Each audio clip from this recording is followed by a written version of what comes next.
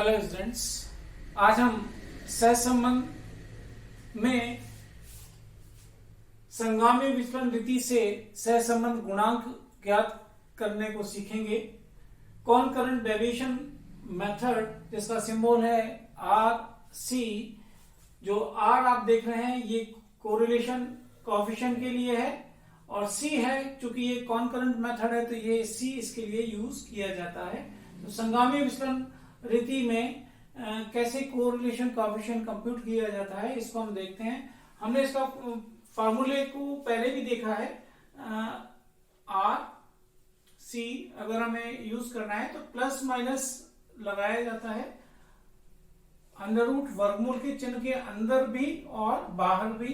फिर सूत्र है 2c minus small N upon small N bracket close. इस सूत्र में जो c है वो विचलन चिन्हों के गुणनफल में धनात्मक चिन्हों की संख्या।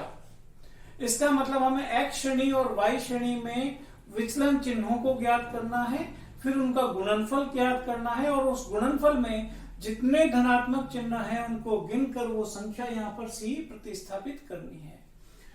n जो है इस सूत्र में स्मॉल n है, ये कैपिटल N माइनस 1 है। नंबर ऑफ आइटम्स में से एक घटा दें, या फिर इसका जो वास्तव में मीनिंग है वो ये विचलन चिन्हों की संख्या। चूंकि पहली वैल्यू जो होती है हमारी सीरीज की उसके लिए कोई विचलन चिन्ह ज्ञात नहीं किया जाता, अतः उस वैल्यू को कम कर देते हैं। तो कैपिटल N माइनस 1 कहें या विचलन चिन्हों की संख्या कहें, एक ही बात है। यहाँ पे आप चिन्ह देख रहे हैं प्लस माइनस। जब हम इस ब्रैकेट की वैल्यूज को सॉल्व करते हैं वैल्यू पुट करने के बाद में, तो ये जो अगर रिजल्ट है पॉजिटिव आता है तो अगली स्टेप में हम दोनों जगह पे पॉजिटिव रखते हैं, और अगर ब्रैकेट का रिजल्ट नेगेटिव आता है तो अगली स्टेप में दोनों जगह पे हम नेगेटिव रखते हैं। इसका मतलब ये हुआ कि जो ब्रैकेट है उसका इंपैक्ट साइन हमेशा बना रहेगा। और चूंकि अंडर रूट आपको लेना है इस वैल्यू का, नेगेटिव चिन्ह का अंडर रूट एरर बताता है हमेशा, तो बाहर माइनस होने से और अंदर भी माइनस होने से वो प्लस वैल्यू हो जाएगी और उसका रूट निकाला जाना संभव होगा। इसी बात को समझने के लिए हमने एक ये सवाल सामने लिया है। कॉनकरेंट मेथड को हम अप्लाई करते हैं कैसे, तो x और y श्रेणी ये अपने पास में अगर प्रश्न में दे रखी है तो सबसे पहले हमें विचलन चिन्ह ज्ञात करने हैं। डेविएशन साइन हमें ज्ञात करना है। विचलन चिन्ह पहले में कुछ भी नहीं लगाना है, न डैश लगाना है न क्रॉस करना है इसको। पहले वैल्यू की तुलना में दूसरा वैल्यू चूंकि बड़ा है तो धनात्मक चिन्ह अपने को ऐसे लगाना है। फिर ऐसे 15 की तुलना में जो 11 है वो छोटा है तो माइनस लगाना है। एंड बिकॉज दिस 9 यहाँ पे हमें चिन्ह लगाना है, तो because this 9 is smaller than 11 so negative sign. This 9 is equal to the previous value equal to sign. 12 is greater, so positive sign. 12 is equal to the previous value, again equal to sign. 7 is smaller than 12, so negative sign. And 12 18 जो है ये 18 ये ज्यादा है 7 से, तो plus का चिन्ह लगाएं। ऐसे विचलन चिन्ह लगाएं। तो ये चिन्हों को अगर अपन गिन ले 1 2 3 4 5 6 7 और 8, तो ये स्मॉल n बराबर 8 है। कैपिटल N आप ज्ञात करेंगे तो निश्चित रूप से इससे ज्यादा होगा, 3 3 6 और 3 9। तो small n is n minus 1, ऐसा भी हम बोल सकते हैं। ऐसे ही y श्रेणी में भी हमें विचलन चिन्ह लगाने हैं। तो पहले में कुछ नहीं लिखना है, डैश भी नहीं लगाना है। जिस वैल्यू के सामने आप लिख रहे हैं उसको प्रीवियस वैल्यू से तुलना कीजिए ऐसे कि 5 7 से छोटा है तो माइनस चिन्ह लगाइए, 4 5 से छोटा है तो माइनस चिन्ह लगाइए, 13 4 से बड़ा है तो 13 के सामने प्लस लगाइए, 15 भी बड़ा है 13 से तो प्लस चिन्ह लगाइए, 14 छोटा है तो माइनस चिन्ह लगाइए,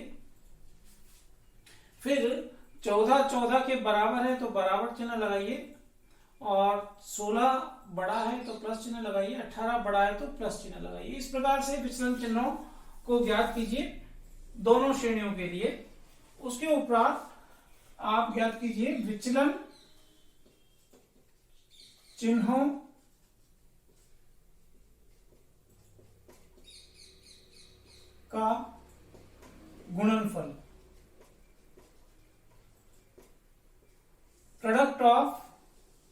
डेविएशन साइंस।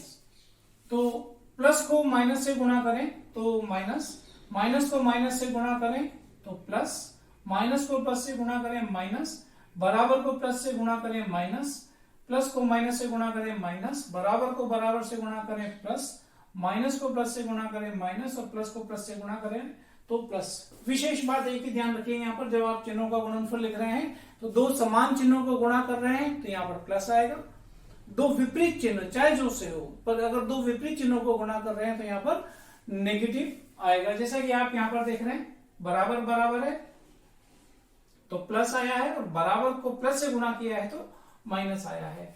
विचलन चिन्हों का गुणनफल जोड़ लीजिए तो कुल मिला के यहाँ पर जो पॉजिटिव साइन है वो 1, 2 एंड 3 है, तो C इज 3। इस फार्मूले में आप वैल्यू पुट कर दीजिए, बाहर प्लस माइनस, अंदर भी प्लस माइनस, जब तक कि ब्रैकेट सॉल्व ना हो जाए ये चिन्ह ऐसे ही लिखे जाएंगे। C का वैल्यू है यहाँ पर 3, माइनस n जो था वो है 8, नीचे भी 8, प्लस माइनस जब तक सॉल्व ना हो जाए ये है 6 minus 8 means -2 by 8 plus minus under root plus minus, अंदर ब्रैकेट का रिजल्ट है 0.25 एंड नेगेटिव। और यहीं पर आपको ध्यान रखना है, यहां से इस स्टेप से अगली स्टेप में जब आते हैं तो चूंकि ये माइनस है इसलिए रूट के अंदर यहां भी और बाहर भी माइनस रख लिया जाएगा, ये आपको याद रखना है। चूंकि अंदर का ब्रैकेट का कैलकुलेशन नेगेटिव है तो इन दोनों जगह पर आप माइनस चिन्ह रखेंगे। इससे क्या होगा, अगली स्टेप में रूट के अंदर वैल्यू ये तो हो जाएगी positive 0.25। Now we can take root, under root compute किया जा सकता है, 0.25 का आप रूट करेंगे तो यह आएगा 0.5। बाहर नेगेटिव है तो ये नेगेटिव लगा रहेगा। तो इस प्रकार से ये सॉल्यूशन हो गया। कॉनकरेंट मेथड से जो कोएफिशिएंट आया कोरिलेशन का वो -0.5 है। -0.5 केवल वैल्यू की बात करें तो 0.5, ये आता है 0.25 से लेके 0.75 के मध्य, तो इसलिए बोलेंगे मॉडरेट लेवल। मात्रा जो इसकी होगी वो मध्यम मात्रा की, और चिन्ह है नेगेटिव तो हम बोलेंगे ऋणात्मक। तो इसको इंटरप्रेट कैसे कर सकते हैं, x और y के मध्य ऋणात्मक मध्यम मात्रा का सह संबंध है। तो इस प्रकार से कॉनकरेंट मेथड का उपयोग किया जाता है। बस चिन्हों के गुणनफल के समय में आप पहले में यहां पर आपको डैश नहीं लगाना है, इसको याद रखिए, ये स्पेस हमेशा खाली रहेगा। और जब दो समान चिन्हों को गुणा कर रहे हैं तो यहां पर आप प्लस दिख रहे हैं, चाहे यहां पर हो चाहे यहां पर हो। और जो दो समान चिन्ह नहीं है, विपरीत चिन्ह है, तो ऐसी स्थिति में यहां पर आपको माइनस चिन्ह लगाना है। एक यहां पर विशेष ध्यान रखिए, दूसरा ब्रैकेट के अंदर अगर नेगेटिव वैल्यू है तो इन दोनों जगह पर नेगेटिव रह जाएगा। यहां अगर पॉजिटिव आता तो इन दोनों जगह पर पॉजिटिव होता। तो इस प्रकार से कॉनकरेंट मेथड का उपयोग किया जाता है। एक और रीति यद्यपि वो व्यवहार में काम में नहीं ली जाती है, परंतु फिर भी रीतियों की बात करें, गणितीय रीतियों की बात करें तो ये रीति भी है, वो है न्यूनतम वर्ग रीति। इसको थोड़ा समझ लेते हैं, लीस्ट स्क्वायर मेथड। प्रैक्टिकली इसकी कैलकुलेशन हमें करनी भी पड़ेगी आगे। दो लेसन्स हैं, रिग्रेशन प्रतिगमन और काल श्रेणी विश्लेषण, तो वहां पर भी हमें न्यूनतम वर्ग रीति इसी प्रकार से कैलकुलेट करनी पड़ेगी, उसमें भी कैलकुलेशन होगी। बेसिक समझ लेते हैं कि कैसे हम कोरिलेशन कोएफिशिएंट की गणना इसमें करते हैं। एक बेसिक इक्वेशन होती है y बराबर na प्लस b, y बराबर a plus bx। Basic equation तो ये है, जिसमें a और b दो स्थिरांक हैं, इन दोनों के वैल्यूज हम ज्ञात करेंगे।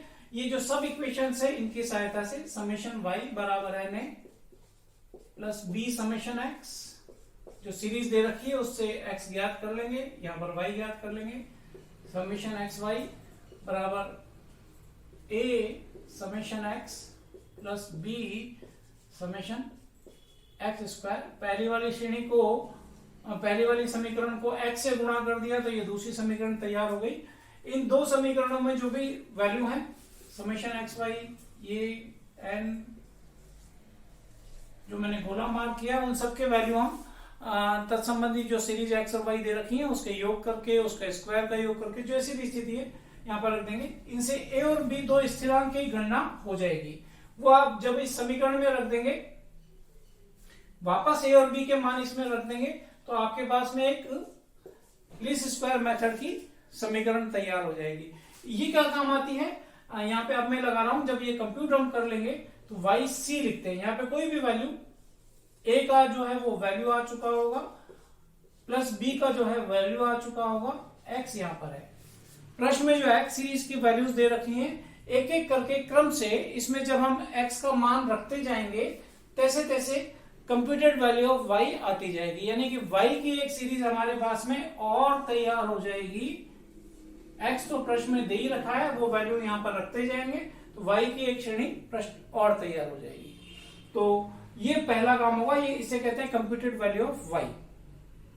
ये बेसिक काम है न्यूनतम वक्रीति का। इसके बाद में जो कोरिलेशन का जो प्रोसेस है वो ये कि जो प्रश्न में वाई सीरीज दे रखी हो तो इससे वाई माइनस वाई सी अंतर निकाल लें, फिर अंतर निकालने के बाद में उसका स्क्वायर कर लें, उसका योग कर लें summation Y minus Y C का होल स्क्वायर।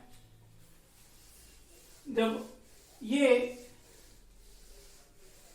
आ जाए summation Y minus Y C का होल स्क्वायर तो एस वाई स्क्वायर, इसको बोलते हैं अनएक्सप्लेन्ड वेरिएशन। अनएक्सप्लेन्ड वेरिएशन समग्र का जो वेरिएशन है उसके लिए ये सिंबल काम में लिया जाता है। समेशन ये जो आपने अभी अभी कंप्यूट किया है वाई माइनस वाई सी का होल स्क्वायर अपॉन एन, इससे ये वैल्यू आप कंप्यूट कर लें।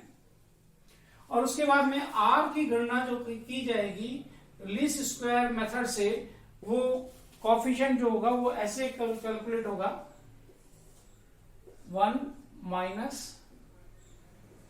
S Y square upon S D Y square. इस फार्मूले से आप कंप्यूट करेंगे तो ये वैल्यू तो आपके पास में आ गया। अब रही बात ये कि ये क्या चीज है, तो ये हम पहले पढ़ के आए हैं स्टैंडर्ड डेविएशन।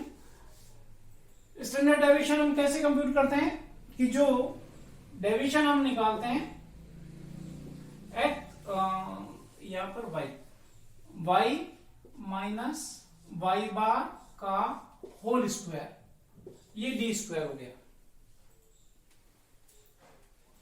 वाई श्रेणी का डेविएशन आपको ध्यान है, एस डी का फॉर्मूला हमने पढ़ा है पहले, summation D square upon N. जब हम इसका स्क्वायर कर देते हैं तो ये अंडर रूट हट जाता है, तो ये सूत्र बच गया। और यहां पर डी का मतलब क्या है, ये वाई माइनस वाई बार, और स्क्वायर करेंगे तो इसका स्क्वायर कर लेंगे, तो इस प्रकार से ये योग आएगा समेशन वाई माइनस वाई बार का होल स्क्वायर। यहां पर वाई माइनस वाई सी है, यहां पर वाई माइनस वाई बार है, तो ऊपर वाई माइनस वाई सी का स्क्वायर यहां पर है और नीचे वाई माइनस वाई बार का स्क्वायर यहां पर है। तो इस प्रकार से हम एस डी ज्ञात कर लेते हैं। कैसे, समेशन डी स्क्वायर, चाहे तो आप ये लिखें डी स्क्वायर वाई, और चाहे आप यहां पर सीधा ही चाहे तो इस तरीके से लिखना चाहें तो वाई माइनस वाई बार का होल स्क्वायर अपॉन एन, एक ही बात है, दोनों प्रोसीजर वही है। तो ये वैल्यू यहां पर अगर हम पुट कर देंगे तो आर ज्ञात हो जाएगा। ये न्यूनतम वक्रीति से आर ज्ञात किया जाता है। तो इस प्रकार ये विभिन्न प्रकार की रीतियां हैं जिनसे कोरिलेशन कोएफिशिएंट ज्ञात करके ये बताया जाता है कि एक्स और वाई के मध्य सहज संबंध है या नहीं। उसकी मात्रा क्या है, धनात्मक एक ही दिशा में वो परिवर्तित होते हैं या विपरीत दिशा में उनमें परिवर्तन होता है।